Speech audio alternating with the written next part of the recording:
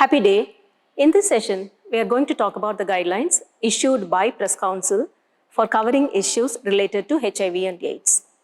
So the two questions that we will have in mind, whether it is important to have the guidelines or whether it is important for any journalist to follow these guidelines. For both the questions, the answer is yes. It is very, very important to know the guidelines and it is very, very important to follow the guidelines. So earlier in the year 1993, a few set of guidelines were framed, and later in the year 2008, court directed the Press Council to rework on the guidelines that they had already set.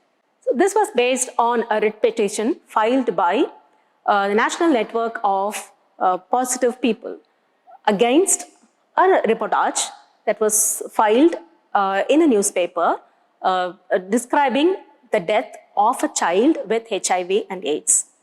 So this made the court give directions to the Press Council to come up with a new set of guidelines. So in the year 2008, the Press Council collaborated with UNAIDS and other NGOs and other activists and framed a new set of guidelines. So what are the things that are there in the guidelines? The first thing is be objective, factual, and sensitive. So what is that we need to do? We need to seek truth and we have to report it objectively. We all understand that these three qualities are essential for any journalist covering any issue. But this is more important when you are covering more sensitive issues like HIV and AIDS. So what is that you need to do? You have to seek truth and report it in a balanced manner. How do you report it in balanced manner? You have to make all decision makers accountable for the story that you are covering, which means that you have to get information from all the reliable sources and all the important sources that can give you the right information. That's number one. And number two, when you are covering these issues, generally we tend to give a positive approach to these news information, these type of stories. But what you have to do is that you need to keep in mind that the gravity of the issue can never be diluted. You can always tell them, you should always tell this, the people that this issue is very, very important and you can never dilute the importance of this issue. The third point is that you need to give both the sides of the stories and you have to give voices to the marginalized and vulnerable people. And the things that you will come across is sometimes you will get the facts distorted because you will have the feeling that it doesn't fit into the framework of your story, or sometimes you will have the feeling that you can manipulate certain information because then it will become more saleable. So these are all the things that you cannot do. One thing that you need to keep in mind is that ethical standards that you have to take up. And the other important word that you have to remember while you are doing a story on HIV and AIDS is accuracy. Because with whatever facts that you give, the policy decisions will be made. So when you give the proper, accurate information, only then it helps the policy makers to come up with the proper policies for the affected people.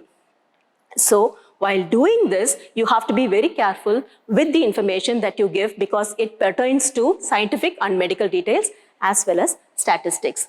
So it is complex because you have a huge data available, and with the huge data, and most importantly, it's epidemiological data. And when you are handling this, it is so complex. So you have to be very, very careful while interpreting the data. So how do you interpret data?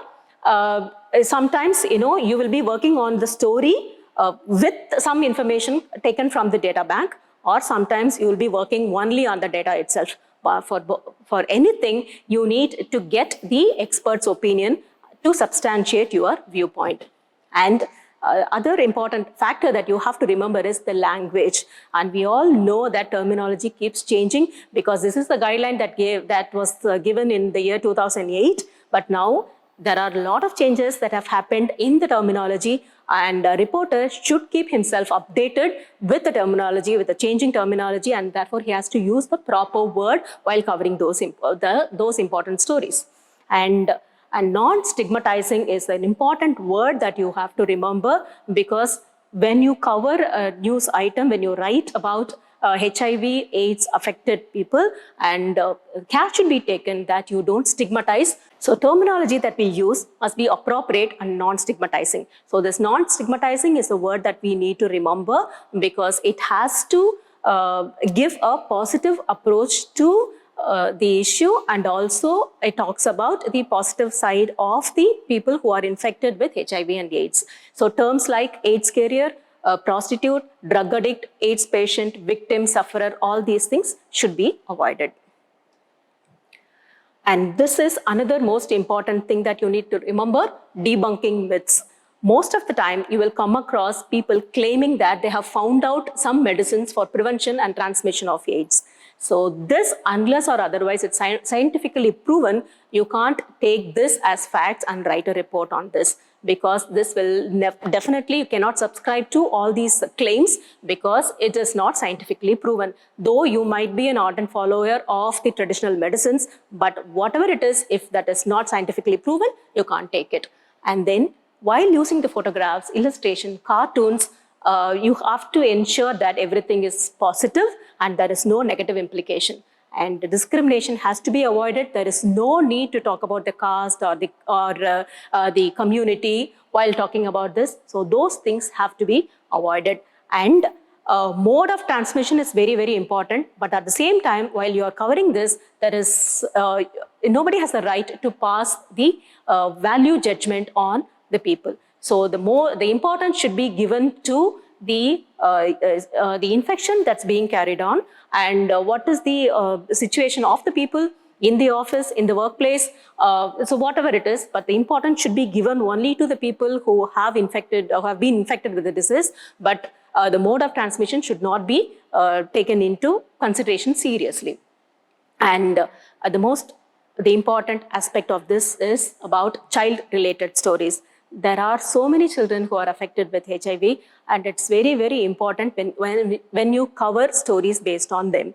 And because one thing is that the photograph should not be used, their identity should not be revealed, and their name should not be revealed. But at the same time, when you go on a one-on-one interview with them, it is very, very important for you to have done a proper homework about the infected child, because most of the time the child may not be aware of his or her situation. So whatever we talk, it might lead them to depression. So we have to be very, very careful while dealing with children. And this is for visual media. These are all the guidelines while taking while shooting people who are infected with HIV and AIDS. So we have to keep their identity confidential. You have to keep the camera away from them. It can be a silhouette, or you can show their hands, or or keep the camera backside, but you cannot reveal their identity. And the voice can be another identifying factor. So the questions can be asked softly so that the replies are also soft. And we cannot show the pictures of the family because that might also lead to the identification. And keep the location of the shoot ambiguous, because through that, sometimes it is easy for them to identify the HIV affected people.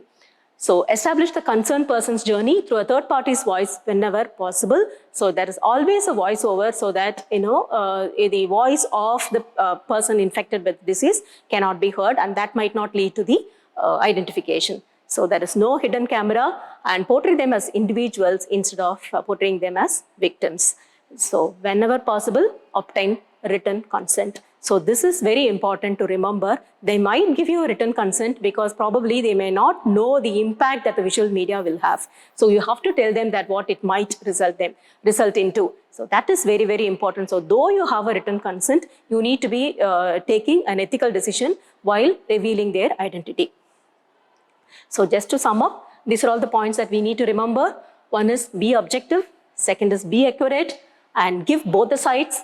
Be specific with data. Make the officials accountable. Be positive in the approach. Don't be too intrusive.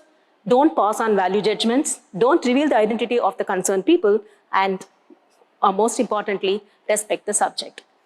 To conclude, what I would generally advise the students of journalism is that when you are into a conflict, whether to reveal the identity or not to reveal the identity, or whether to talk about it or not to talk about it. The only one platform that will always guide you properly, that's the ethical platform. HIV and AIDS are not the only sensitive issues that we have in our society. There are so many issues. So there are guidelines for covering all these issues. So respect those guidelines and always stand on the ethical platform to write stories on these issues. Thank you.